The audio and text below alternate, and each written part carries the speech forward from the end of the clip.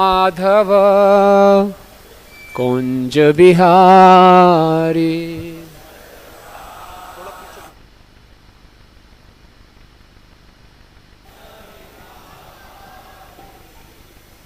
राधा माधव कुंज बिहारी।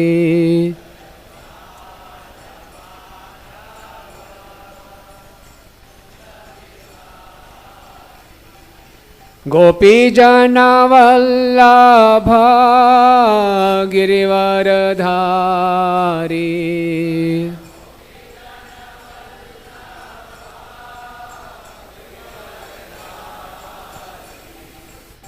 यशोदानंदन ब्रज जनरंजन।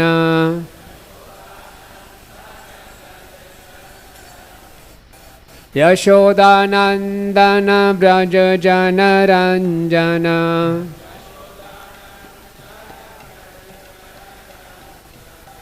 यमुना तीरावनचारी।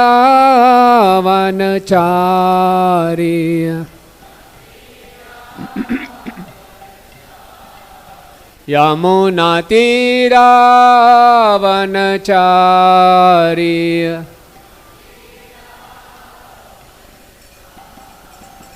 जय राधा माधव कुंज बिहारी।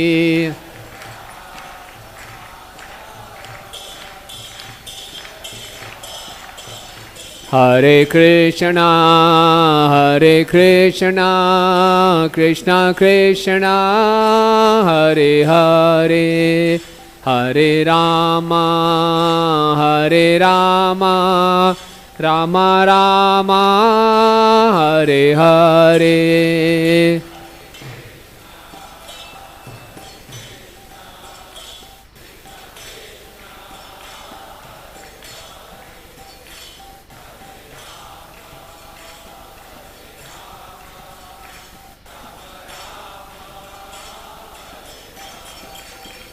हरे कृष्णा कृष्णा कृष्णा हरे हरे, हरे राम राम राम हरे हरे।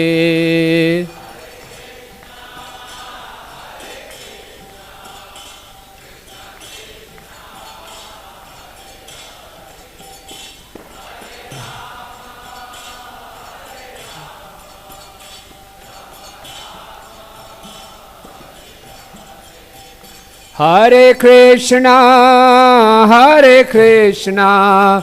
कृष्णा कृष्णा हरे हरे, हरे राम राम राम हरे हरे।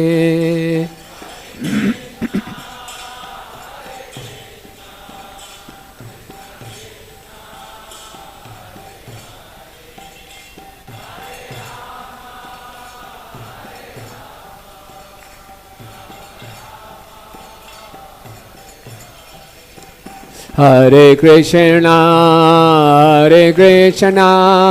कृष्णा कृष्णा हरे हरे, हरे राम राम राम हरे हरे।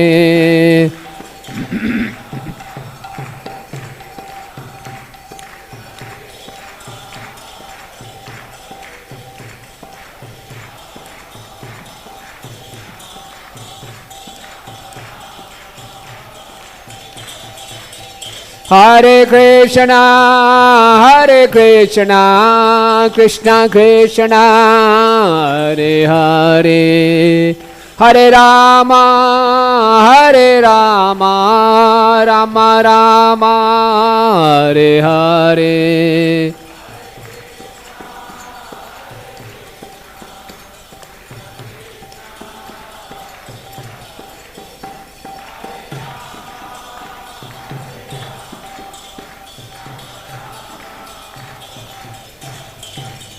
जय प्रभुपदा प्रभुपदा प्रभुपदा श्रील प्रभुपदा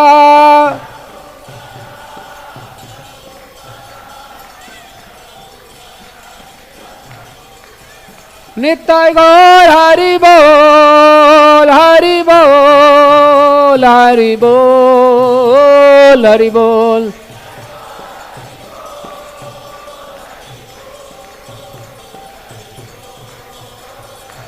निताय गौर प्रेमानंदे जय विष्णुपाद परमहंस प्रभुजीकाचार्य स्तोत्र श्री श्रीमती डिवाइन ग्रेस भक्ति वेदांत स्वामी श्रील प्रभुपाद की। ISKCON founder Acharya Jagat Guru Shri the whole world A C Bhaktivedanta स्वामी श्रील प्रभुपाद की। श्री श्री राधा माधव ललिता विशाखा सखी की। श्री श्री पंच तत्व की। सीताराम लक्ष्मण हनुमान की। वृंद देवी तुलसी महारानी की। ग्रंथराज श्रीमद् भागवतम की। निताय गौर प्रेमानंदे। All glories to the assembled devotees, all glories to the assembled devotees, all glories to the assembled devotees, all glories to Shri Shri guru and Gauranga, all glories to Srila Prabhupada की जय। ओम नमो भगवते वासुदेवाय।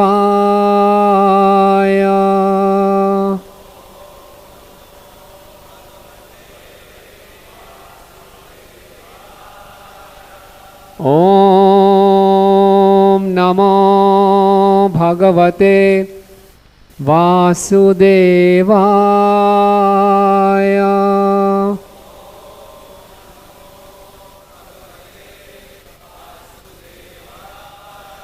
ओम नमो भगवते वासुदेवाय।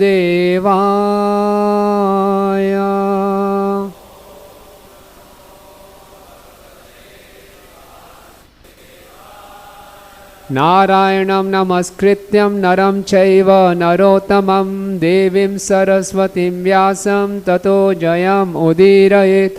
नष्टप्रायेषु अभद्रेषु नित्यं भागवत सेवया भगवते उत्तमश्लोके भक्तिर्भवति नैष्ठिकी। कृष्णाय वासुदेवाय देवकी नंदनाय च नंदगोपकुमाराय गोविंदाय नमो नमः। हरे कृष्णा। आप सब भक्तों का हार्दिक स्वागत है और सबको नववर्ष की बहुत बहुत शुभकामनाएं। हरि बोल। वैसे वैष्णव कैलेंडर के अनुसार तो एक साधारण तिथि है, लेकिन पूरे विश्व में नववर्ष के रूप में मनाया जाता है। और शुभकामनाएं देना कोई गलत बात नहीं है, हम तो रोज़ ही शुभकामनाएं दे सकते हैं। तो चर्चा करेंगे आज श्रीमद् भागवतम के पंचम स्कंद के पंचम अध्याय और श्लोक संख्या 23। अध्याय का नाम है भगवान ऋषभ द्वारा अपने पुत्रों को उपदेश। ना ब्राह्मणे स्तुल्य भूतमन्यत् पश्यामि विप्रा किमता परं तु यस्मिन् निर्भिप्रूहुतं श्रद्धयाः अश्नामि कामं न तथाग्निहोत्रे। ना ब्राह्मणे स्तुल्यभूतमन्यत् पश्यामि विप्रः किमतः परं तु यस्मिन् निर्भिभूतं श्रद्धयाहम् अश्नामि कामं न तथाग्निहोत्रे। बोलिए।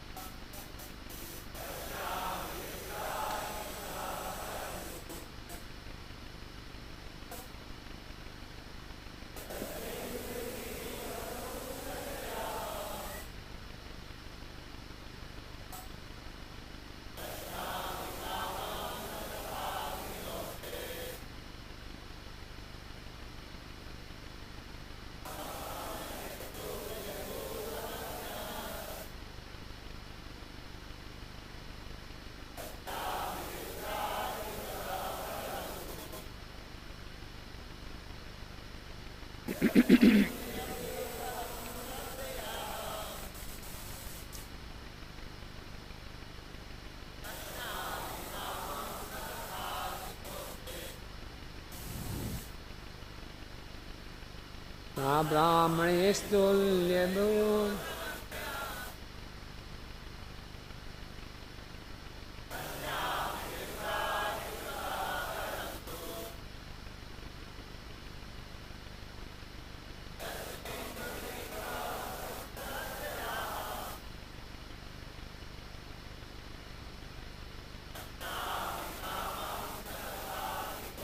माता जी।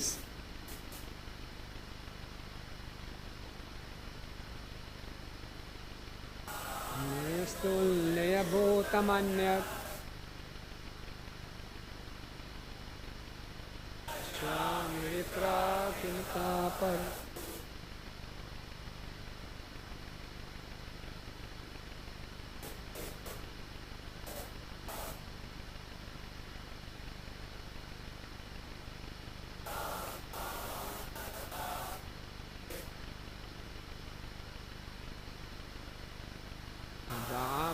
स्तुल्यभूतमन्यत्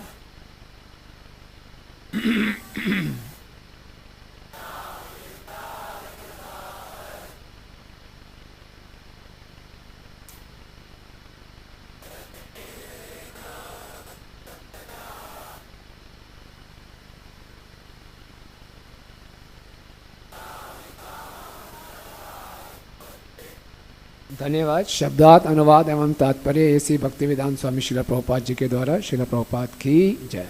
ना नहीं ब्राह्मणे ब्राह्मणों के तुल्य मैं समान मानता हूँ। भूतम जीव अन्यत अन्य पश्यामि मैं देखता हूँ। विप्रह ये समागत ब्राह्मणों किम कुछ भी अतः ब्राह्मणों से परम श्रेष्ठ तू निश्चय ही यस्मिन जिनमें से नृभि मनुष्यों के द्वारा प्रहुतम यज्ञों के विधिवत संपन्न होने पर दान किया गया भोजन श्रद्धा तथा प्रेम पूर्वक अहम मैं अश्नामी खाता हूँ। कामम परम प्रसन्नता पूर्वक ना नहीं तथा उस प्रकार अग्निहोत्रे अग्नि यज्ञ में। अनुवाद मेरे पीछे दोहराइए। हे पूज्य ब्राह्मणों, जहाँ तक मेरा संबंध है इस संसार में ब्राह्मणों के तुल्य या उनसे श्रेष्ठ अन्य कोई नहीं है। मैं उनके तुलना योग्य किसी को नहीं मानता। वैदिक नियमों के अनुसार यज्ञ करने के पीछे जो मेरा उद्देश्य है उसे जब लोग समझ लेते हैं तो वह मेरे निमित्त अर्पित भोग अत्यंत श्रद्धा तथा प्रेम पूर्वक ब्राह्मण मुख के द्वारा मुझे प्रदान करते हैं। इस प्रकार प्रदत्त भोजन को मैं अत्यंत प्रसन्न होकर ग्रहण करता हूँ। निस्संदेह इस प्रकार से प्रदत्त भोजन को मैं अग्निहोत्र में होम किए गए भोजन की अपेक्षा अधिक प्रसन्नतापूर्वक ग्रहण करता हूँ। तात्पर्य वैदिक पद्धति के अनुसार यज्ञ समाप्ति के पश्चात ब्राह्मणों को आमंत्रित करके उच्चिष्ट भोजन खिलाया जाता है। जब ब्राह्मण इस भोजन को खाते हैं तो यह माना जाता है कि परमेश्वर स्वयं इसे ग्रहण कर रहे हैं। अतः योग्य ब्राह्मणों की तुलना किसी से भी नहीं की जा सकती। विकास की चरम सिद्धि ब्राह्मण पद पर है। ऐसी सभ्यता जो ब्राह्मण संस्कृति पर आधारित नहीं है या जिसका मार्गदर्शन ब्राह्मण नहीं करते वह निश्चय ही निंदनीय है। आजकल मानवीय सभ्यता इंद्र तृप्ति पर आधारित है। अतः अधिक से अधिक लोग विभिन्न वस्तुओं के आदी हो रहे हैं। ब्राह्मण संस्कृति का आदर कोई भी नहीं करता। दानवीय सभ्यता उग्र कर्म के प्रति आसक्त है और अगाध काम वासनाओं की तृप्ति के लिए बड़े बड़े उद्योगों की स्थापना की जाती है। फलस्वरूप जनता सरकार करों के कारण पीड़ित रहती है। लोग अधार्मिक हैं और वे भगवद गीता में बताए गए यज्ञों को संपन्न नहीं करते। यज्ञात् भवति पर्जन्य, यज्ञ करने से बादल बनते हैं और पानी बरसता है और प्रचुर वर्षा के कारण प्रभूत अन्न उत्पन्न होता है। यदि राज्य का संचालन ब्राह्मण करें तो समाज भी भगवद गीता के नियमों का पालन करे, तभी लोग सुखी होंगे। अन्नात् भवन्ति भूतानि। जब पशु तथा मनुष्य प्रचुर अन्न खाते हैं तो वे बलिष्ठ होते हैं और उनके हृदय तथा मस्तिष्क शांत रहते हैं, तब वे आध्यात्मिक जीवन बिता सकते हैं जो जीवन का परम लक्ष्य है। ओम अज्ञानतिमिरन्धस्य ज्ञानाञ्जनशलाकया चक्षुरुन्मीलितं येन तस्मै श्रीगुरुवे नमः।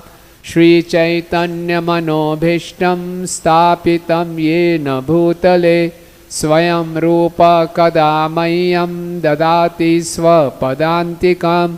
वन्देऽहं श्रीगुरो श्रीयुतपदकमलं श्रीगुरून् वैष्णवांश्च श्रीरूपं साग्रजातं सहगण रघुनाथान्वितं तं सजीवं साद्वैतं सावधूतं परिजनसहितं कृष्णचैतन्यदेवं श्रीराधा कृष्णपादान् सहगण ललिता श्रीविशाखान्वितांश्च।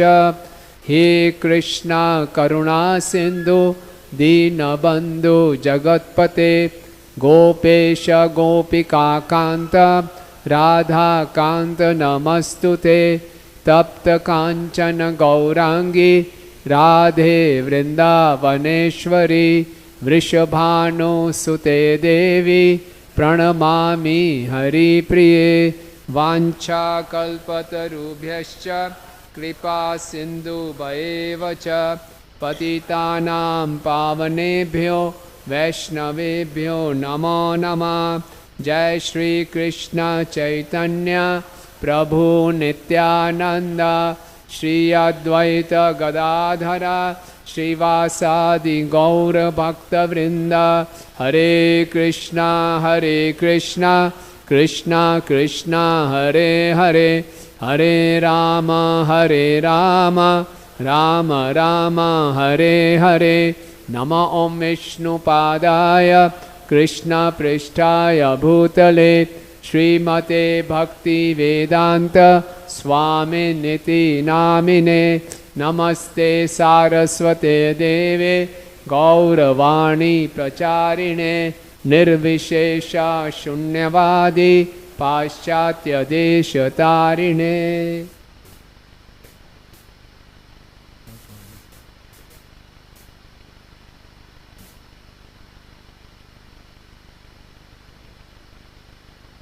हरे कृष्णा। एक बार फिर से आप सभी भक्तों का हार्दिक स्वागत है।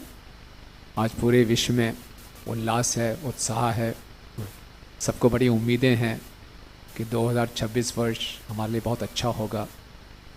2025 भी जब शुरू हुआ था तब भी ऐसी उम्मीदें थी, 2024 भी हुआ, सब है।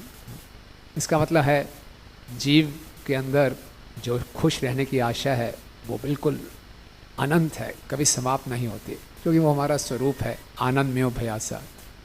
लेकिन इस भौतिक जगत में कुछ भी नया नहीं है। क्यों? श्रील प्रभुपाद जी बताते हैं काल के प्रभाव से हर चीज़ पुरानी हो जाती है। ये क्षण निकल गया, कोई क्षण भी वर्तमान तो है नहीं, यहाँ केवल भूतकाल है या भविष्य के बारे में हम कुछ योजना बनाते रहते हैं, समय हाथ से निकल जाता है। क्यों? काल का प्रभाव है। इसलिए यहाँ पे हर चीज़ पुरानी है, नई हो ही नहीं सकती। नयापन तो केवल आध्यात्मिक जगत में है। कृष्ण हमेशा नवनवीमान रहते हैं। कृष्ण की कथा, कृष्ण का नाम हमेशा नया है। तो अगर हमेशा नयापन महसूस करना है, फ्रेशनेस महसूस करनी है, तो भक्ति करनी पड़ेगी, और कोई उपाय नहीं है। भक्ति करेंगे तो हर क्षण हैप्पी न्यू ईयर हर क्षण आनंद ही आनंद है ना। तो श्रीमद् भागवतम में बहुत सुंदर 12वें स्कंद में भागवतम का ही गुणगान है। तो ये श्लोक मुझे आया तो मैं शेयर करना चाहता हूँ। 12:50 तदेव रम्यं रुचिरं नवं नवं तदेव शश्वन् मनसो महोत्सवं तदेव शोकार्नवशोषणं नृणां यत् उत्तम श्लोको यशो अनुगीयते। तदेव रम्यं रुचिरं नवं नवं, वो क्या है जो हमेशा बहुत सुंदर है, आकर्षक है, बहुत आस्वाद्य है और नया नया है। नवम नवम तदेव शश्वन मनसो महोत्सवम, जो हमेशा मन का महोत्सव है, शाश्वत रूप से। हमने कल न्यू ईयर ईव में कुछ महोत्सव मनाया था, कुछ घंटे का, कुछ समय का। उसके बाद ही काफ़ी लोग सुबह उठ नहीं पाते, कईयों को हैंगओवर होता है, क्या होता है। परेशानियां हैं। लेकिन ये जो है मन का महोत्सव है शाश्वत, तद एव शोषार नव शोष नम निर्णम। और ये क्या है, ये जो मनुष्य का शोक का सागर है उसको सुखा देता है। वो है क्या, यद उत्तम श्लोको यशो अनुगीयते, जहाँ भगवान के यश का गुणगान हो वहाँ पर सब कुछ नया नया है, सब कुछ आस्वाद्य है, सब कुछ सुंदर है, शोक का सागर भी सूख जाएगा और मन का महोत्सव शाश्वत है। हरि बोल। ये श्रीमद् भागवतम है। तो नित्यम भागवत सेवया, रोज भागवत पढ़ेंगे सुनेंगे तो रोज महोत्सव है, रोज हरि नाम लेंगे, हरे कृष्णा कृष्णा कृष्णा हरे हरे, हरे राम राम राम हरे। रोज उत्साह से हरि नाम लेंगे, रोज महोत्सव है, सब कुछ नया लगेगा। लेकिन फिर भी लोग मनाते हैं नया साल, अच्छी बात है। और कल परम पूजनीय इंद्रदुम स्वामी महाराज पंजाबी बाग मंदिर में बहुत सुंदर बता रहे थे कि हालांकि जो संसारी लोग हैं नए साल को बड़े उत्साह से मनाने का प्रयास करते हैं, हमें उनसे कुछ सीखना चाहिए। क्या सीखना चाहिए? उन्होंने बोला, चाणक्य पंडित का उदाहरण दिया कि मल गंदगी में भी सोना पड़ा हो ले लेना चाहिए। तो क्या सीखना चाहिए? एक बात जरूर सीखनी चाहिए उनसे, वो है रिजोल्यूशंस, संकल्प। वो लोग रिजोल्यूशन लेते हैं कि नए साल में हम ये करेंगे ये नहीं करेंगे। उसी ढंग से भक्तों को भी संकल्प लेना चाहिए। भक्तों को संकल्प तो हर क्षण लेना चाहिए कि ये जीवन मेरा कृष्ण के लिए है, प्रभुपाद के लिए है। हर क्षण हमें अपनी शरणागति बढ़ाते रहनी है, तो हमें संकल्प लेना है। तो आज हम क्या संकल्प ले सकते हैं? क्योंकि भक्तों को समय कम है, हमारे पास लक्ष्य बहुत ऊंचा है, तो संकल्प लेना बहुत ज़रूरी है। संकल्प लेते रहते हैं तो हमें दिशा मिलती रहती है, हमारे में दृढ़ता रहती है। तो आज की इस चर्चा के बाद कुछ सोचेंगे क्या संकल्प ले सकते हैं। तो ये श्लोक जो है ऋषभ भगवान अपने पुत्रों को बता रहे हैं। उनके 100 पुत्र हैं। 100 पुत्र में से जो 81 पुत्र हैं वो ब्राह्मण हैं। हालांकि ऋषभ भगवान क्षत्रिय कुल में आए थे, नाभि के पुत्र थे, राजा नाभि के। 81 जो है ब्राह्मण हैं, 9 परमहंस हैं, नव योगेंद्र बन जाते हैं, और 10 क्षत्रिय हैं। और ये भी जो श्लोक समझना है, इसमें भगवान बता रहे हैं कि सभी जीवों से प्रिय मुझे ब्राह्मण है। ना ब्राह्मण तुल्य भूतम अन्यत, और कोई जीव ब्राह्मण के समान मुझे तुल्य नहीं है। पश्यामि विप्रा किमता परम तो, और उनके समान कोई नहीं है, मैं देख नहीं सकता, वो सबसे श्रेष्ठ हैं। और जब भी कोई मनुष्य यज्ञ करते हैं, यज्ञ में आहुति डालते हैं, उससे ज़्यादा अच्छा मुझे लगता है ब्राह्मण अगर भोजन करते हैं तो मैं लगता हूँ कि मैं स्वयं भोजन कर रहा हूँ। तो यहाँ ब्राह्मण की श्रेष्ठता बताई गई है। अब भागवतम में किसी भी श्लोक को हमने समझना है तो ये बहुत ज़रूरी है कि ये समझें कि किस परिप्रेक्ष्य में, किस कॉन्टेक्स्ट में वो बोला गया है। श्री राजीव गोस्वामी जी हमें समझाते हैं कि कोई भी श्लोक के, वैदिक जो श्लोक है उसको अच्छे ढंग से हम तभी समझ सकते हैं पहले उसके कॉन्टेक्स्ट को समझ आए, किस परिप्रेक्ष्य में बोला जा रहा है। परिप्रेक्ष्य का मतलब होता है इससे पहले क्या बोला गया, इसके बाद में क्या बोला जा रहा है, कौन बोल रहा है, किसको बोल रहा है, किस भाव से बोल रहा है। ठीक है ना? जब ये सारी बातें हम समझते हैं तब उस श्लोक को अच्छे ढंग से समझ सकते हैं। जैसे कि एक हमारे युवा थे, वो मंदिर में आश्रम ज्वाइन करने वाले थे और उनके पिताजी हमेशा बोलते रहते थे नहीं विवाह करो, वो कहते थे नहीं मैं आश्रम ज्वाइन करूँगा। तो पिताजी भी भागवत पढ़ते थे। तो पिताजी भागवत पढ़ रहे थे तो एक बार कश्यप और दिति का संवाद था उसमें, और कश्यप जी दिति का गुणगान कर रहे थे कि पत्नी ही सब कुछ है, पत्नी के बिना जीवन खराब है। तो पिताजी आए, देख बेटा तेरे भागवत में क्या लिखा है। तो बिल्कुल ठीक लिखा हुआ है, वो भी ठीक है, गुणगान हो रहा है, लेकिन किस परिप्रेक्ष्य में हो रहा है ये समझना चाहिए। गोवर्धन लीला में भगवान कृष्ण कर्म मीमांसा सिद्धांत दे रहे हैं, कर्म ही पूजा है। कोई बोले देखो आपके भागवतम ये लिखा है, लेकिन फिर जानना पड़ेगा किस परिप्रेक्ष्य में लिखा हुआ है। तो यहाँ ब्राह्मणों का गुणगान किया गया है। यस, भगवान को बोलते हैं नमो ब्रह्मणाय देवाय गो ब्रह्मणा हिताय च, लेकिन किस परिप्रेक्ष्य में ये ब्राह्मणों का गुणगान किया गया है ये समझना बहुत आवश्यकता है। तो यहाँ पे क्या कॉन्टेक्स्ट है, इससे पिछले के श्लोकों में देखेंगे तो भगवान ने बताया है, श्रेणियाँ बताई हैं कि जड़ पदार्थ होता है, चेतन पदार्थ होते हैं। जड़ पदार्थ से ज़्यादा प्रिय चेतन हैं, उसमें जीव शक्ति जिसमें वनस्पति घास वृक्ष पौधे हैं वो श्रेष्ठ हैं पत्थर और पृथ्वी से। और अचर पौधों और वनस्पतियों की तुलना में रेंगने वाले जीव श्रेष्ठ हैं। रेंगने वाले जीव से पशु श्रेष्ठ हैं क्योंकि उनमें बुद्धि है। पशुओं से मनुष्य श्रेष्ठ हैं, मनुष्यों से भूत प्रेत श्रेष्ठ हैं क्योंकि उनका भौतिक शरीर नहीं होता, भूत प्रेत से गंधर्व, गंधर्वों से श्रेष्ठ सिद्ध, सिद्धों से श्रेष्ठ किन्नर, किन्नर से श्रेष्ठ असुर, असुर से श्रेष्ठ देवता, देवताओं में श्रेष्ठ इंद्र, इंद्र से श्रेष्ठ ब्रह्मा के पुत्र जैसे कि दक्ष, और ब्रह्मा के इन पुत्रों में भगवान शिव श्रेष्ठ हैं।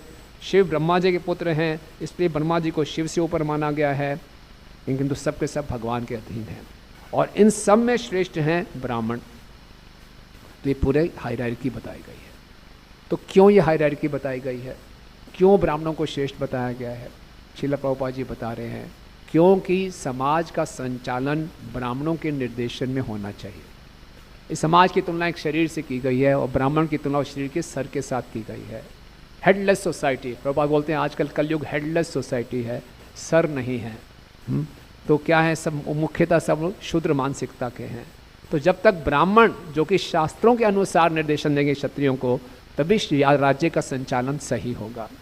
तो यहाँ पे ऋषभ भगवान, इससे पिछले के श्लोकों में ऋषभ भगवान ने बोला था कि आप सब भाइयों को मेरी पूजा वैसे ही करनी चाहिए जैसे आपके सबसे बड़े भाई भरत करते हैं, राजा भरत करते हैं।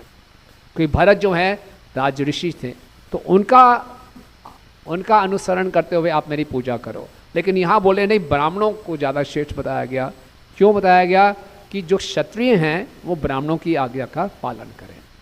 जब तक वो ब्राह्मणों की श्रेष्ठता को स्थापित नहीं करेंगे तो क्षत्रिय ब्राह्मण की आज्ञा का पालन नहीं करेंगे, तो राज्य सही ढंग से नहीं चलेगा। आज के समाज की यही बुराई है कि यहाँ पे ब्राह्मण नहीं है। ब्राह्मण का अर्थ जात ब्राह्मण नहीं है, ब्राह्मण का अर्थ है जो कि शास्त्रों के अनुसार जीवन चलाते हैं। ब्रह्म जानते इति ब्राह्मण, जो ब्रह्म को जानते हैं, जो भगवान के संदेश को यथारूप प्रस्तुत कर सकते हैं, वो ब्राह्मण हैं। तो ये सब समझाया गया। तो ये कॉन्टेक्स्ट था, इसीलिए वो ब्राह्मणों का गुणगान कर रहे हैं ताकि जो क्षत्रिय हैं वो ब्राह्मणों की आज्ञा का पालन कर सकें। अब यहीं पे इसी प्रकार का प्रसंग हम देखते हैं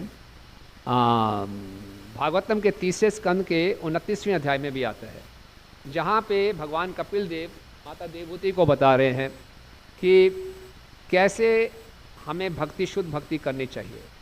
और उस शुद्ध भक्ति को करते हुए भगवान कपिल देव माता देवहूति को इसी प्रकार की हायरार्की समझाते हैं। अब देखेंगे ऑलमोस्ट यही श्लोक है। तो वो बताते हैं कि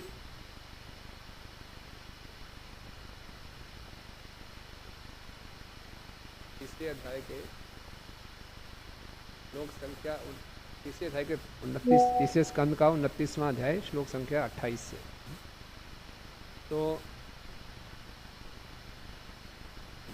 बताते हैं कि जीव जो हैं वो जड़ से ऊपर हैं, और उन जीवों में जो जीवन के कुछ लक्षण दिखाते हैं वो बेहतर हैं, उससे श्रेष्ठ पशु हैं। और उसके बाद बताते हैं पशुओं में भी अलग अलग पशुओं में अलग अलग ज्ञान इंद्रियां विकसित हैं। तो जिनकी ज्ञान इंद्रियां ज़्यादा विकसित हैं, जो सूंघ सकते हैं वो ज़्यादा बेहतर हैं, और जो सुन सकते हैं उनसे भी बेहतर हैं, और जो सुन सकते हैं उनसे ज़्यादा बेहतर हैं, जो देख सकते हैं वो बेहतर हैं। इस प्रकार करते करते बोलते हैं जिनकी कई टांगें हैं वो बेहतर हैं, जिनकी 4 टांगें हैं वो बेहतर हैं, जिनकी 2 लातें हैं वो बेहतर हैं। और मनुष्यों में कौन श्रेष्ठ है? जो कि ब्राह्मण हैं, जो वैदिक शास्त्रों को जानते हैं। ब्राह्मणों में वो श्रेष्ठ है जिसने पूरे वेदों को पढ़ लिया है, और जो वेदों को पढ़ लेता है वो श्रेष्ठ है। और उससे भी ज़्यादा श्रेष्ठ है जो वेदों के उद्देश्य को जानता है, और उससे भी ज़्यादा श्रेष्ठ है जो सारे संशय दूर कर सकता है, और उससे भी ज़्यादा श्रेष्ठ है जो खुद वेदों का पालन करता है, और उससे भी ज़्यादा श्रेष्ठ है जो मेरा भक्त है। तो पूरा हायरार्की बताया वही है पूरा। जड़ से सुंदर ऊपर जीव है, जीव से ऊपर रेंगने वाले जीव, फिर पशु, और फिर मनुष्य, फिर ब्राह्मण, ब्राह्मणों के भी स्तर, फिर सामने अंत में भक्त। तो वहाँ क्यों बता रहे हैं देवहूति माता को? वहाँ इसलिए बता रहे हैं कि शुद्ध भक्ति करना हमारे जीवन का लक्ष्य है, लेकिन भक्ति में जो बाधाएं आती हैं वो अपराध से आती हैं, और अपराध करने की जड़ होती है जब हम किसी का अनादर करते हैं। अक्सर हम समझते हैं कि अपराध करना मतलब किसी महान भक्त का अनादर कर दिया, जिसने अपने जीवन को समर्पित किया उसकी निंदा करना अपराध है। लेकिन कपिल भगवान बहुत अच्छे ढंग से देवहूति माता के माध्यम से हम सबको सिखा रहे हैं। हम किसी भक्त के प्रति अपराध तभी करते हैं जब हमारी अनादर करने का रवैया होता है, मानसिकता होती है। अगर हम दूसरों जीवों के प्रति अनादर का भाव रखते हैं तो निश्चित रूप से भक्तों के प्रति भी अनादर करेंगे। कई बार हम ऐसा सोचते हैं, अरे भक्त, ये तो भक्त नहीं है, इसे जैसा मर्जी व्यवहार कर लो, कोई दिक्कत नहीं है, भक्त है, सावधान रहना चाहिए ना। लोग यही बोलते, प्रभु जी मंदिर में तो हम त्रिनादपी हो जाएंगे, बाहर जाके तो खुला खेलेंगे ना, ऐसी की तैसी करेंगे सब। वो भक्त है, भक्त नहीं है, क्या कर सकते? नहीं, कौन कितना बड़ा भक्त है हम नहीं जानते। राजा रघुगण जड़ भरत को पहचान नहीं पाए, बोले मूर्ख सा व्यक्ति लगता है, उसके बड़े टॉन्ट मारे, खाना नहीं खाया क्या, शरीर में कमजोरी आ गई क्या, उठाया नहीं जा रहा क्या, बड़े टॉन्ट मारे। तो जड़ भरत ने सोचा अब समझाना पड़ेगा इसको, और जब बोलना शुरू किया राजा रोहन वाले, सोचा रहे ये तो बड़ा पहुँचे हुए भक्त है, महाजन है। इसी प्रकार से सूर्यची माता ने ध्रुव को क्या समझा, 5 वर्ष का बालक है, मेरी सौत का पुत्र है, खूब डांटा उसको, खूब द्वेष दिखाया। उनको क्या मालूम था कि ध्रुव महाभागवत बन जाएंगे। उनका जीव अपराध वैष्णव अपराध में अपडेट हो गया और सूर्यची की बहुत बुरी हालत हुई। इसलिए किसी भी जीव को, भगवान कपिल बता रहे हैं, किसी भी जीव के प्रति अनादर नहीं करना चाहिए, तभी भक्ति होगी, तभी हम अपराध से बचेंगे। जब तक ये सोचते रहेंगे इसको तो जैसा मर्जी व्यवहार कर लो, तो निश्चित रूप से हम भक्तों के प्रति भी अनादर करेंगे। उदाहरण के लिए कई बार हम देखते हैं, जैसे आपने देखा होगा टीवी में 100 मीटर की रेस होती थी, है ना, ओलंपिक्स में देखते थे 100 मीटर का डैश होता था। तो 100 मीटर की जब रेस आती थी बहुत जोर से लोग भागते थे, और जब 100 मीटर की डेडलाइन ख़त्म हो जाती थी तब भी भागते रहते थे। ऐसा नहीं कि उसके बाद भागना अलाउड था, उसका कोई काउंट किया जाएगा, लेकिन 15-20 मिनट तक भागते रहते थे। क्यों? अपने आप को रोक नहीं पाते थे। इसी प्रकार से हमारी मेंटेलिटी वैसे बन जाती है। अगर हम जीवों को आदर नहीं दे रहे हैं तो भक्तों के समाज में आके भी भक्तों को आदर नहीं देंगे। कई बार आदत पड़ जाती है, किसी के बिजनेस में उसकी आदत होती है बहुत बात घुमाने की, झूठ बोलने की, सीधे तरीके से बात नहीं करनी, उसका बिजनेस ही यही है। तो भक्तों के समाज में भी आता है, देखा वो उसकी आदत वैसी पड़ी हुई है, वो वैसी बात घुमाते रहते हैं, सीधा सीधा उत्तर नहीं देगा आदत पड़ जाती है। तो इसीलिए भगवान कपिल देव देवहूति माता को बता रहे हैं, हर जीव में जब तक आप परमात्मा को नहीं देखोगे, उनको आदर नहीं करोगे, तो आप अपराध करोगे। तो वहाँ पे वो कॉन्टेक्स्ट था कि माता देवहूति की भक्ति अच्छे ढंग से चलती रहे, इसलिए वो सारी हायरार्की बताई थी।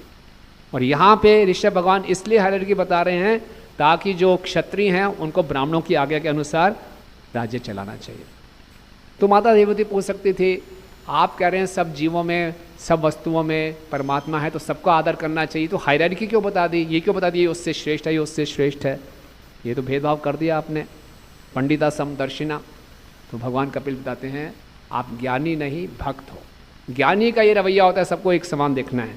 भक्त को क्या होता है, सकले सम्माने कर दियो शक्ति देहनाथ यथा यथ, तबे तो गाइबो हरि नाम मुखे अपराध हबे हाथ। भक्तिविनोद ठाकुर जी क्या बता रहे हैं, मुझे शक्ति दो, सबको यथा यथ जैसे जो डिजर्व करता है, जिस प्रकार से उसकी चेतना विकसित हुई है, विकसित चेतना के अनुसार उसको आदर दिया जाएगा। ठीक है ना। हमारे यहाँ पे मंदिर में कुत्ता आ जाएगा, उसको हम वांछा कल्पतरू नहीं करेंगे, उसको अंदर लेकर नहीं आएगा, आइए प्रभु जी दर्शन कीजिए नहीं, उसको भी आदर देंगे, उसको बाहर प्रसाद खिला देंगे, अंदर लेकर नहीं आएंगे। यथा यथ उसकी चेतना के अनुसार उसको आदर देना हो, ये भक्त का होता है। तो इस प्रकार से वहाँ वो कॉन्टेक्स्ट था। इसी प्रकार से हम देखते हैं श्रीमद् भागवतम में एक और स्थान पे भगवान ब्राह्मणों का खूब गुणगान कर रहे हैं। तीसरे स्कंद में जब 4 कुमार और जय विजय का प्रसंग आता है, उसमें यही श्लोक है, भगवान यही कहते हैं, तीसरे अध्याय स्कंद के 16वें अध्याय का 8वां श्लोक है कि मैं यज्ञों के द्वारा जो मुझे आहुति दी जाती है वो मुझे इतनी अच्छी नहीं लगती, जो ब्राह्मण के मुख के द्वारा मैं प्राप्त करता हूँ वो बहुत अच्छा लगता है। बिल्कुल यही श्लोक था, लेकिन वहाँ पे बिल्कुल अलग परिप्रेक्ष्य है। वहाँ पे विश्वनाथ ठाकुर जी बताते हैं, जो भगवान ब्राह्मणों का गुणगान कर रहे हैं एक मजाक करते हुए, सरकास्टिक ऐसा गुणगान करते हैं ब्राह्मणों का कि भगवान के गुणगान करने के बाद जो 4 कुमार होते हैं कंफ्यूज होते हैं, ये हमारा गुणगान किया कि हमारी निंदा की है वो संतुष्ट नहीं होते। और भगवान के पूरी प्रेजेंटेशन देने के बाद वो फिर भगवान से क्षमा भी मांगते हैं, हमसे गलती हो गई, हमने आपके 2 पार्षदों को श्राप दे दिया। बड़ा गुणगान करते हैं, वो बोलते हैं कि आपने बिल्कुल ठीक किया, इनको आपने श्राप दिया, बिल्कुल ठीक किया, आपने बिल्कुल सही कहा कि इन्होंने मेरे उद्देश्य को नहीं समझा और आपको रोक दिया, आपको दंड देना ही चाहिए था, ये दंड मैंने ही दिया है। तो हम विश्वामित्र ठाकुर जी बताते हैं कि आप बहुत बड़े मूर्ख हो, आप नहीं जानते ये मेरे पार्षद हों, आपकी हिम्मत कैसे हो गई इनको श्राप देने की। लेकिन ठीक है, ये मत सोचना कि आपकी वाणी को मैं सत्य कर रहा हूँ, अगर मैं आपकी वाणी को सत्य नहीं करूँगा तो आप बहुत मायूस हो जाएंगे। और फिर भगवान ने बोला, ये क्या, कोई भी अगर आपके प्रति अपराध करेगा तो मैं अपनी बाजू काट दूंगा। तो ये भगवान दिखा रहे हैं कि ये जो पार्षद मुझे इतने प्रिय हैं, मेरे शरीर के अंग के समान हैं। और फिर बताया कि ब्राह्मणों के चरणों की रज लेता हूँ मैं, तभी मेरे चरण सबको शुद्ध करते हैं। मेरा ऐश्वर्य लक्ष्मी जी भी मेरे पास इसलिए है क्योंकि मैं ब्राह्मणों की पूजा करता हूँ। तो विश्वनाथ ठाकुर जी बता रहे हैं कि ये सब भगवान अतिशयोक्ति जोक कर रहे हैं उनके साथ, मजे ले रहे हैं, सरकास्टिक उसको बोल रहे हैं। तो वास्तव में भगवान क्या कहना चाह रहे थे कि आपसे ज़्यादा प्रिय मुझे जय विजय है, लेकिन फिर भी आपने श्राप दे दिया है, कोई बात नहीं, मैं इनको एडजस्ट कर लूँगा। तो इस ढंग से गुणगान किया तो 4 कुमार समझ के कुछ गड़बड़ है, बड़े गहरे शब्द थे। तो हम जो सुनेंगे दिखने में वही शब्द है लेकिन मूड अलग है। जैसे प्रसाद पा लिया, ये हो सकता है कंसर्न हो सकता है टॉन्ट भी हो, यार हमेशा प्रसाद ही पाते रहते हो एक ही है ना, प्रसाद पा लिया, प्रभु प्रसाद पा लिया, कंसर्न भी हो सकता है। एकादशी में प्रसाद पा लिया, हो सकता है टॉन्ट मारे हो, यार एकादशी तो छोड़ दो, जितना प्रसाद पाते। तो दोनों चीज़ हैं, बात वही है, शब्द वही है, लेकिन मूड अलग है। तो आचार्य लोग भगवान के मूड को जानते हैं। ऐसा नहीं वो अपना ओपिनियन लिख रहे हैं कुछ नया देने के लिए, उनको लीला की स्फूर्ति होती है, इसलिए वो लिखते हैं। इसलिए शास्त्रों को आचार्यों की कृपा से ही समझा जा सकता है। तो 3 जगह पे भगवान ने ब्राह्मणों का गुणगान किया, लेकिन अलग अलग परिप्रेक्ष्य में किया, ठीक है ना। इसी ढंग से भगवान सुदामा आए, तो सुदामा ब्राह्मण के रूप में भगवान क्षत्रिय थे, तो लोकाचार की दृष्टि से सिखाने के लिए कि क्षत्रिय को ब्राह्मण कैसे सम्मान करना चाहिए, सम्मान किया। लेकिन भगवान का आंतरिक भाव ये नहीं था कि मैं इसका सम्मान इसलिए कर रहा हूँ कि ये ब्राह्मण है, आंतरिक भाव ये था कि मेरा भक्त है। तो भागवतम बताती है, भागवतम में केवल भक्ति, भक्त और भगवान का गुणगान है, वर्णाश्रम का गुणगान नहीं है। जहाँ आवश्यकता पड़ी ये उसकी स्थिति को समझाने के लिए, लेकिन भागवतम का मुख्य विषय शुद्ध भक्ति है, भक्त है और भगवान है। ओके, तो ये पहला। दूसरा हम देखते हैं कि ब्राह्मण और वैष्णव में क्या संबंध है। हम सब जानते हैं, श्रील प्रभुपाद जी ने स्थापित किया कि वैष्णव की स्थिति ब्राह्मण से बहुत ऊपर है, और श्रीमद् भागवतम में यही स्थापित करती है। भक्ति सिद्धांत श्री ठाकुर महाराज ने बहुत सुंदर डिबेट किया था, ब्राह्मण और वैष्णव। उस समय बहुत बड़ा डिबेट था कि जो जात ब्राह्मण हैं उन्हीं को अधिकार है अर्च विग्रह की पूजा करने के लिए। लेकिन भक्ति सिद्धांत श्री ठाकुर ने कहा कोई भी ब्राह्मण के योग्य बन सकता है अगर वो पांचरात्रिक विधि से दीक्षा ले ले। तो ब्राह्मण और वैष्णव में भागवतम किसको श्रेष्ठ स्थापित करती है? तो इसमें वर्णन आता है प्रहलाद महाराज, जब नरसिंह भगवान का वध हिरण्यकश्यपु ने कर दिया तो सभी देवताओं ने भगवान का खूब गुणगान किया, लेकिन भगवान संतुष्ट नहीं हुए। तो फिर ब्रह्मा जी ने आगे किया प्रहलाद महाराज को। तो प्रहलाद महाराज गए, प्रहलाद महाराज ने कहा, समय कम है, हम सारे श्लोक नहीं पढ़ेंगे। प्रहलाद महाराज ने कहा कि मैं उग्र जाति में मेरा जन्म हुआ है, असुर कुल में मेरा जन्म हुआ है। ब्रह्मा जी, इंद्र, शिव जी, इतने सभी देवतागण जो कि सतोगुण में स्थित हैं और जितने इतने सुंदर उत्तम श्लोकों से आपका गुणगान किया, आप उनसे संतुष्ट नहीं हुए तो मुझसे कैसे संतुष्ट हो जाएंगे? फिर वो समझ गए, मैं समझ गया कि आप मुझसे क्यों संतुष्ट हुए हैं। आप ना किसी धन से प्रभावित होते हैं, किसी के ज्ञान से, किसी की तपस्या से, किसी की सुंदरता से, किसी की तेज से, किसी के प्रभाव से, किसी की योगिक शक्तियों से, कोई आपको प्रभावित नहीं कर सकता। आप प्रभावित होते हैं केवल हृदय में भक्ति से, और इसका प्रमाण है गजेंद्र। गजेंद्र एक पशु था, घोर तमोगुण में था, लेकिन आपकी उसकी भक्ति से आप आकर्षित हो गए।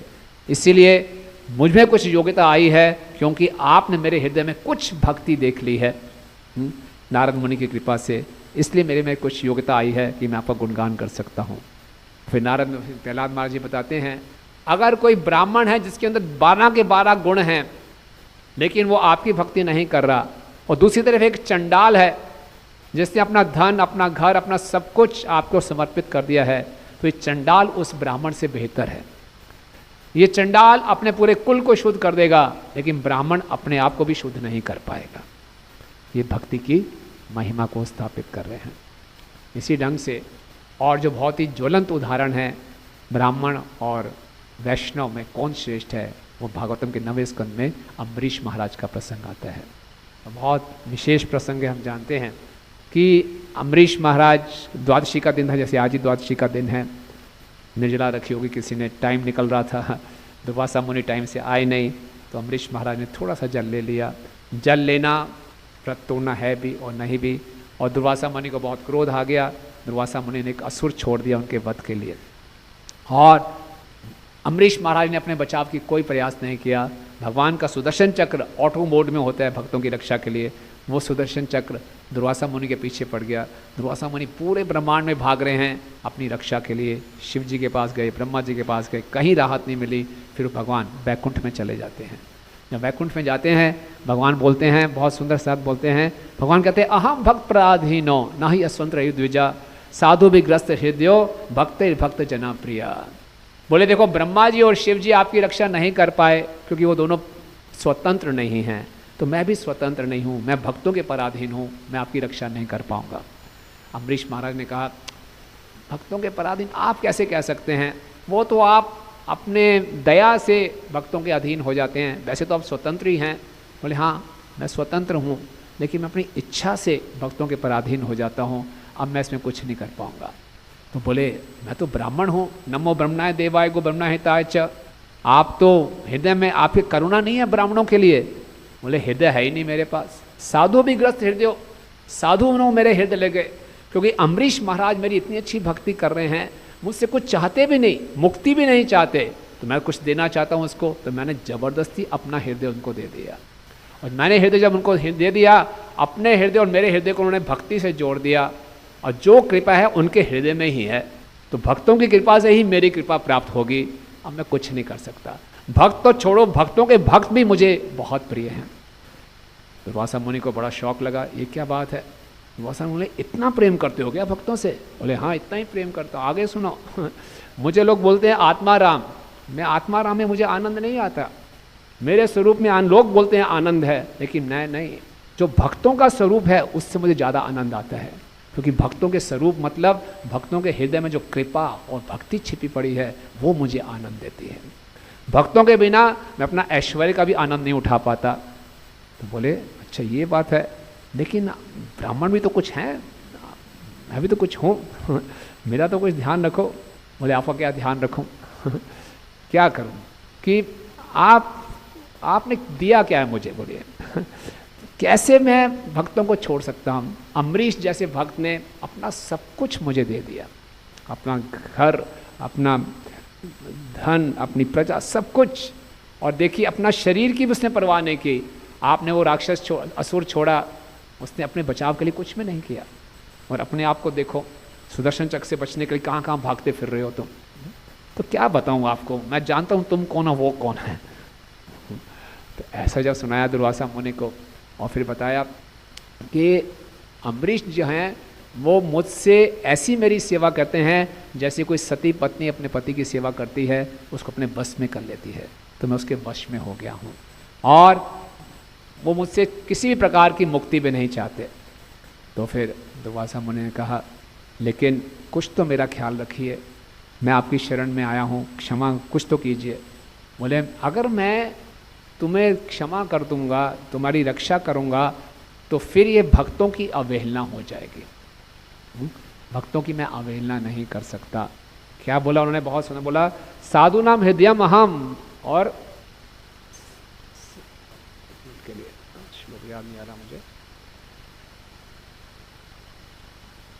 हाँ, साधु नाम हृदयम मह्यम, साधु नाम हृदयम तुहम, कि मत अन्य ना भी जानाती। तो बताते हैं कि अच्छा अब आप मुझे क्षमा कर दी। बोले नहीं, मैंने जो अपना हृदय है, आपने जो अम्बरीश का अपमान किया है, आपने मेरे हृदय को चोट पहुंचाई है। तो दुर्वासा ने बोला ठीक है, अगर आपके हृदय को चोट लगी है तो मैं क्षमा मांगता हूँ, मुझे क्षमा कर दीजिए। बोले नहीं, मुझे आप तभी प्रसन्न कर पाओगे जब आप अम्बरीश को प्रसन्न करोगे। तो दुर्वासा मुनि का अभी भी अहंकार था। बोले अम्बरीश ने मुझे यहाँ अपने यहाँ आमंत्रित किया, फिर भी पहले भोजन कर लिया, क्या अपमान किया। तो भगवान ने उत्तर दिया, आपको मालूम है अम्बरीश जो भी करता है वही करता है जो मैं चाहता हूँ। तो बिल्कुल ठीक किया। बोले भगवान आप ये बता दीजिए, एक बारी बात स्पष्ट कर दीजिए सबके पूरे विश्व के लिए, ब्राह्मण का सम्मान ज़्यादा महत्वपूर्ण है कि द्वादशी व्रत रखना ज़्यादा महत्वपूर्ण है? क्लियर कर दो बात, है ना। भगवान ने बोला मूर्ख हो तुम एक नंबर के, द्वादशी का ब्राह्मण से कुछ लेना देना ही नहीं है। द्वादशी एकादशी भक्ति का बहुत गहरा अंग है, इसको तो करना ही करना है। तुम्हें धर्म का सही ज्ञान नहीं है, तुम अपने अहंकार में हो कि मेरा सम्मान होना चाहिए। द्वादशी पहले है, और वैसे से भी उसने कोई व्रत थोड़ी तोड़ा था। तुम मूर्ख हो, जाओ धर्म का ज्ञान उसी से मालूम करो। बोलो वो तुम्हारी रक्षा करेगा। बोले वो अम्बरीश, मेरे पास इतना ज्ञान इतनी तपस्या, वो मेरी रक्षा करेगा। बोले तुम्हारी ज्ञान और तुम्हारी तपस्या अब अवगुण बन गए हैं, क्योंकि तुम भक्त नहीं हो। जब तक कोई भक्ति नहीं कर रहा, हम जितने भी गुण इकट्ठे कर लें वो रिवर्स इफेक्ट दिखाएंगे। भगवान किसी के गुणों से प्रसन्न नहीं होते, वो गुण अगर हमने भक्ति के द्वारा उत्पन्न किए हैं तब प्रसन्न होते हैं। कोई बहुत सहनशील हो, बहुत विनम्र हो और बहुत दानी हो, लेकिन भक्त नहीं है, भगवान उससे प्रभावित नहीं होंगे। अक्सर लोग बड़े कंफ्यूज हो जाते हैं, प्रभु जी मंदिर में आते हैं, कुछ भक्त हैं वो इतने विनम्र नहीं हैं। हमारे पड़ोस में अंकल जी रहते हैं, बड़े विनम्र हैं, बहुत अच्छे हैं, बहुत सहायता करते हैं, लेकिन भक्त बिल्कुल नहीं हैं। तो वो ज़्यादा अच्छे जेंटलमैन लगते हैं, ये तो भक्त बड़े कड़वी बात करते हैं। हाँ, हो सकता है कोई जितना मर्जी गुण रख ले, भक्ति नहीं कर रहा तो प्रभुपाद जाते हैं जैसे नाक के ऊपर मणि होती है, उसका वही मतलब है। इसीलिए भगवान भक्तों की महिमा को स्थापित कर रहे हैं। उसके बाद जब दुर्वासा मुनि अम्बरीश मुनि के पास जाते हैं तो वो अम्बरीश मुनि का गुणगान करना शुरू करते हैं। तो अम्बरीश जी बहुत संकोच करते हैं, वो सुदर्शन का प्रार्थना करते हैं, सुदर्शन को बोलते हैं इसको क्षमा कर दो, नहीं तो इसकी हत्या हो गई तो हमारे पूरे कुल पे ये आरोप आ जाएगा कि हमने ब्राह्मण की हत्या कराई। सुदर्शन ने बोला मेरा तो काम ही भक्तों की रक्षा करना है, मैं क्यों इसको छोड़ो। फिर बोलते हैं नहीं आप, मैंने जो भी पुण्य किए हैं इसको छोड़ दो, फिर भी नहीं छोड़ते। फिर अम्बरीश बोलते हैं कि हे भगवान, मैंने अपने भक्ति से आपको थोड़ा सा भी प्रसन्न किया है तो उसको क्षमा कर दो। तब सुदर्शन छोड़ते हैं उसको, और फिर दुर्वासा जी गुणगान करते हैं। बोले आज का दिन बहुत शुभ है, इसलिए नहीं कि मैं बच गया, इसलिए आज मुझे मालूम चला कि भगवान के भक्तों की क्या महिमा है। तो वहाँ पे ब्राह्मण होके वो मानते हैं कि वैष्णव ब्राह्मणों से बहुत श्रेष्ठ है। तो ये समझना है कि श्रीमद् भागवतम का मुख्य उद्देश्य है भक्तों का गुणगान करना। वैष्णव की स्थिति अतुलनीय है, और शिला प्रभुपाद जी भी चाहते थे कि हम यहाँ पर क्या बने, एक अच्छे वैष्णव बने। प्रभुपाद जी बताते हैं कोई अच्छा वैष्णव बनेगा तो निश्चित रूप से वो ब्राह्मण के गुण उसमें होंगे ही होंगे। एक वैष्णव स्वाभाविक रूप से ब्राह्मण होता है, लेकिन ब्राह्मण निश्चित रूप से जरूरी नहीं है कि वो वैष्णव के पद पे हो। तो हमारे जीवन का उद्देश्य हमें एक अच्छा वैष्णव बनना है, और अच्छा वैष्णव बनने के लिए ब्राह्मण के गुणों को अनुकूल करना सहायक होता है। ब्राह्मण का मतलब है, अगले श्लोक में कल बताएंगे इसमें, कि ब्राह्मण के सारे गुण सत्व गुण में स्थित होते हैं। ब्राह्मण मुख्यतः सत्व गुण में स्थित होता है। तो जितना हम अपने जीवन में सत्व गुण को अनुकूल करेंगे उतना हमारे लिए भक्ति करना आसान हो जाएगा, भक्ति को समझना आसान हो जाएगा। जीवन का मुख्य लक्ष्य त्रिगुणातीत होना। जैसे भगवान गीता में अर्जुन को बताते हैं कि त्रिगुणातीत हो जाए, नैस त्रिगुण भव अर्जुना, क्योंकि भगवान जो है त्रिगुणातीत हैं। भगवान से संबंध तभी स्थापित होगा जब हम तीन गुणों को पार कर जाएंगे। लेकिन तीन गुणों को पार करने के लिए पहले सत्वगुण में आना पड़ेगा। जिस प्रकार से सत्वगुण में आना मतलब, अगर आपको फ्लाइट को टेक ऑफ करना है तो फ्लाइट घर में आके फ्लाइट आपको ले जाएगी, आपको एयरपोर्ट जाना पड़ेगा, एयरपोर्ट जाना पड़ेगा। इसीलिए सतोगुण मतलब कि आप एयरपोर्ट पे पहुंच गए, वहाँ से वैकुंठ एयरलाइंस टेक ऑफ करेंगे। लेकिन केवल एयरपोर्ट में जाने मात्र से कोई फ्लाइट में बैठ जाएगा? क्या चाहिए उसके लिए? टिकट चाहिए। तो टिकट क्या है? भक्ति है। हरे कृष्णा कृष्णा कृष्णा हरे हरे, हरे राम राम राम हरे हरे। तो शिला प्रभुपाद जी ने इतनी कृपा की है, विदेशों में जाके जो मलेच्छ थे, यवन थे, जो भी धर्म के नियमों का पालन नहीं कर रहा, ऐसा नहीं कि विदेश में, भारत में भी कोई धर्म के नियमों का पालन नहीं कर रहा, वो मलेच्छ है, यवन है, उन सबको प्रभुपाद जी ने वैष्णव बना दिया, ब्राह्मण बना दिया। ये प्रभुपाद जी की कृपा है। प्रभुपाद से किसी ने पूछा क्या आपने कोई चमत्कार किया है? तो प्रभुपाद ने बोला यही चमत्कार किया है कि मैंने हिप्पियों को, मलेच्छों को वैष्णव बना दिया है। इतना आसान नहीं है ना, बहुत मेहनत, बहुत कृपा से संभव हुआ। तो प्रभुपाद जी एक मॉर्निंग वॉक में बता रहे हैं लॉस एंजलिस में कि सब जीवों के अंदर भक्ति है निश्चित रूप से, लेकिन वो ढकी हुई है। तो हमें किसी भी जीव में भक्ति का थोड़ा सा भी स्पार्क नज़र आ रहा है, उसको हमें फैन करना चाहिए, है ना। उसको फैन करेंगे तो वो प्रज्वलित अग्नि में बन जाएगा। जब प्रज्वलित अग्नि में बनेगा तब उसके सारे अनर्थ जल जाएंगे, वो अपने स्वरूप को प्राप्त करेगा। लेकिन वो स्पार्क है और उसको फैन नहीं कर रहे हैं तो स्पार्क की अपनी कोई वैल्यू नहीं है, स्पार्क ठंडा हो जाएगा। इसलिए वो फैनिंग क्या है? वो फैनिंग है हमारी साधना भक्ति। तो इसलिए जो हम सबके अंदर प्रभुपाद जी ने दिखाया, आप वैष्णव बन सकते हैं, सबके अंदर स्कोप है, लेकिन क्या जरूरत है? फैनिंग की आवश्यकता है।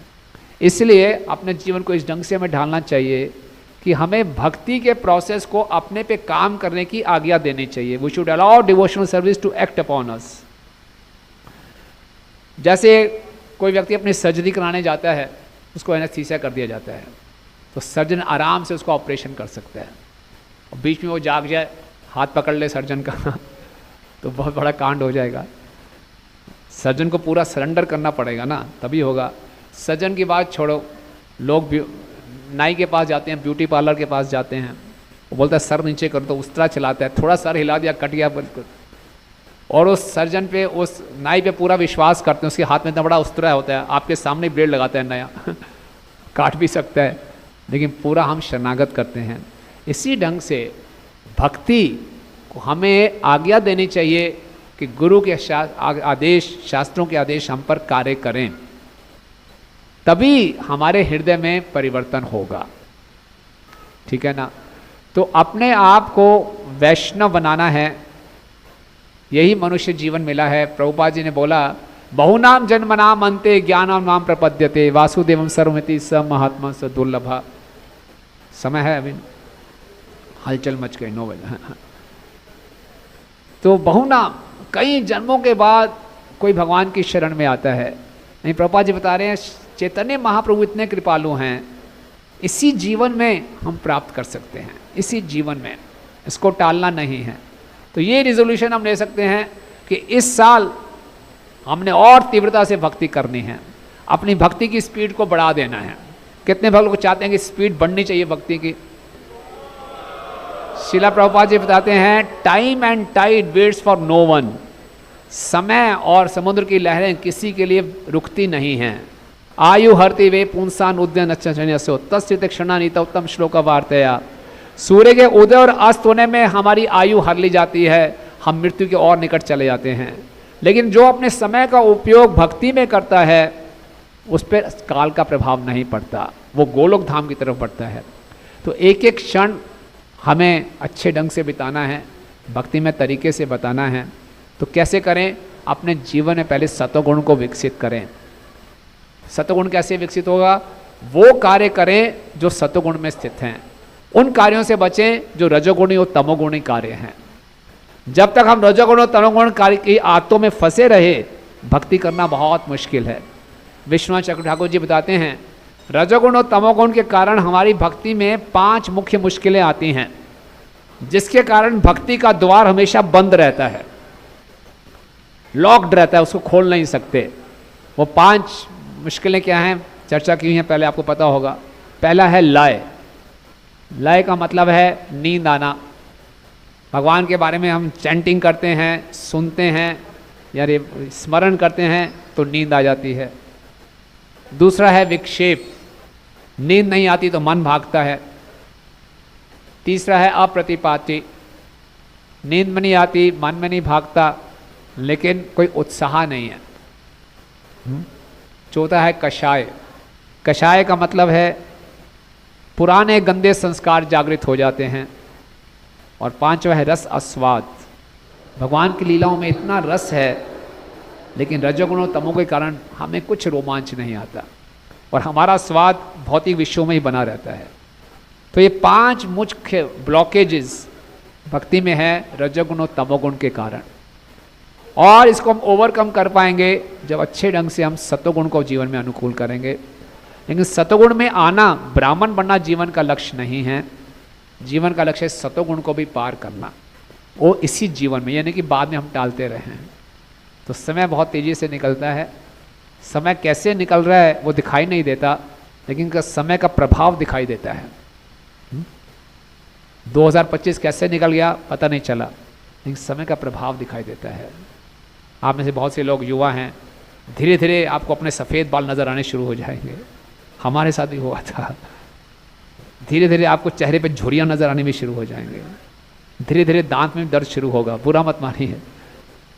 घुटनों में दिक्कत आनी शुरू हो जाएगी। ये सिग्नल्स है, समय का प्रभाव है, इससे कोई नहीं बच सकता। तो जैसे जैसे समय बढ़ता जा रहा है, हमारी चेतना में भी विकास होना चाहिए तो सही है, अन्यथा काल की दाल में सब गल जाते हैं। तो ऋषभ भगवान जी ये समझा रहे हैं कि जीवन तभी सफल है जब हम अपने आप को कम से कम ब्राह्मण के स्तर पे लाएं। लेकिन ब्राह्मण से भी ऊपर कौन है? वैष्णव। कि हमें एक सच्चा वैष्णव बनना है, अपने अंदर गुणों को विकसित करना है। और गुणों को विकसित करेंगे, गुण अपने आप विकसित होते हैं। सबसे मुख्य गुण होना चाहिए कृष्णेक शरणम, अपनी शरणागति को बढ़ाएंगे। जितनी जितनी शरणागति को बढ़ाएंगे, हमारे में सहनशीलता, विनम्रता, करुणा सब अपने आप प्रकट होती जाएगी। तो मुख्यतः कृष्णिक शरणम, उसको बढ़ाना है। कृष्णिक शरणम कैसे बढ़ा सकते हैं?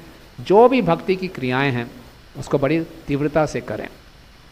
ध्रुव महाराज भगवान के पास गए एक भौतिक उद्देश्य के साथ कि ऐसा राज्य चाहिए जो ब्रह्मा जी से भी ऊपर का राज्य हो। उनका उद्देश्य ठीक नहीं था, लेकिन उनके अंदर, प्रभुपाद जी बातें, उनके अंदर एक अच्छा गुण था कि अपनी गुरु की आज्ञा को बड़े सिंसियरली फॉलो किया, बड़ी तीव्रता से फॉलो किया। वो बार बार ये नहीं सोच रहे थे, नारद मुनि के उस पर डाउट नहीं कर रहे थे, इतनी तपस्या करवा रहे हो, राज्य मिलेगा कि नहीं मिलेगा, बार बार चेक कर रहे हो, बाद में निराश हो रहे हो, 1 महीना हो गया अभी तो हुआ नहीं, 2 महीना हो गया अभी तो हुआ नहीं, लगे रहे। वो गुरु के आगे पूरा विश्वास था। तो हमें भूरी जन प्रभु बताते हैं प्रोसेस ओवर गोल, प्रोसेस पे पूरा ध्यान देंगे, गोल अपने आप प्राप्त हो जाएगा। विश्वनाथ ठाकुर जी बताते हैं एक साधक को ये नहीं सोचना चाहिए कि मुझे भगवत धाम प्राप्त होगा कि नहीं होगा, उसको ये चिंता करनी चाहिए मैं गुरु की आज्ञा का पालन कर रहा हूँ कि नहीं कर रहा हूँ। बस उसके प्रति हम अपनी शरणागति बढ़ाते रहेंगे, कृष्णिक शरणम होंगे तो स्वतः ही सारे गुण विकसित होंगे। ठीक है, तो समय हो गया, यहीं पे विराम देंगे। और आपको एक बार इस सबको नए वर्ष की बहुत बहुत शुभकामनाएं। और हम प्रार्थना करते हैं पंचतत्व से, राधा माधव ललिता विशाखा सखी सीता लक्ष्मण हनुमान जी से, श्रील प्रभुपाद जी से, कि हम उनकी आज्ञाओं को सही ढंग से अपने जीवन में उतार सकें और सब एक दूसरे को उत्साहित कर सकें कि हम अपनी जीवन में अच्छे वैष्णव गुणों को विकसित करके भगवान के प्रिय बन सकें। जगत गुरु श्रील प्रभुपाद की, ग्रंथराज श्रीमद् भागवतम की, निताई गौर प्रेमानंदे। इस ग्रेस रुक्मणी कृष्ण प्रभु की, हरे कृष्णा। तो जोरदार करताल ध्वनि से प्रभु जी का हम लोग धन्यवाद प्रकट करेंगे। नए साल के पहले दिन कड़कती ठंड में बादलों को चीरते हुए इस्कॉन रोहिणी पहुँचे और कंबल में लिपटे हुए लोग सुनने के लिए आए। आप सबका भी बहुत बहुत धन्यवाद, क्योंकि आप भी यहाँ पहुँचे। हरि बोल।